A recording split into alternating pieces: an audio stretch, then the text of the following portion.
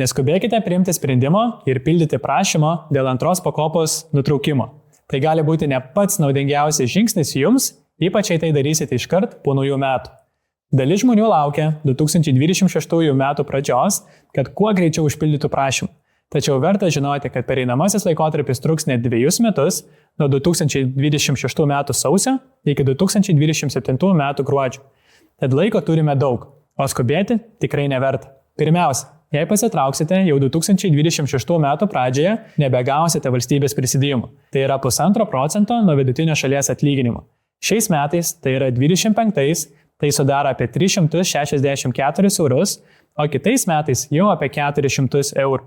Tad pasitraukę iš kaupimo metų pradžioje galėtumėte netekti apie 800 eurų, kurios gautumėte lyg iki 2027 metų pabaigos. Žinoma, geriausia būtų visai nenutraukti kaupimo, tuomet kasmet toliau gautumėte valstybės priedą, kuris dažniausiai tik didėja. Bet jei jau svarstote trauktis, galbūt verta tai daryti vėliau, kad gautumėte bent šios priedus ir papildomą investicinę grąžą. Antra, svarbu žinoti, kad pinigų neatgausite iškart.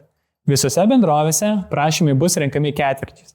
Pavyzdžiui, jei prašymą pateiksite sausį ar kovą, išmokos bus vykdomas tik balandžio pradžioje. Be to, investicijų vertė bus fiksuojama tik išmokėjimo metu. Todėl, jei tuo metu rinka bus nukritusi, galite patirti nuostolį. Kartais verta palaukti, kol situacija rinkoje stabilizuosis.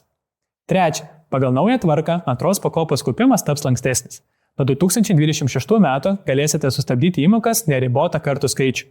Kiekvieną kartą po 12 mėnesių. Tai reiškia, kad nebūtina visai nutraukti kaupimo, galite tiesiog sustabdyti įmokas, o sukaupti pinigai liks investuoti. Be to, sunkios ligos ar nedarbingumo atveju šias lėšas galėsite atsimti be mokesčių.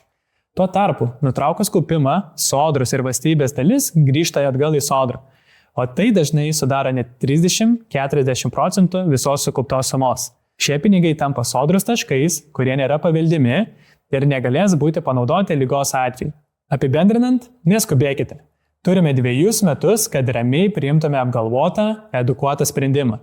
Mano rekomendacija – likti kaupime ir toliau, naudotis antros pakopos privalumais, valstybės prisidėjimu, gyventojų pajamų mokesčio lengvata ir mėgautis uždirbta investicinė grąža.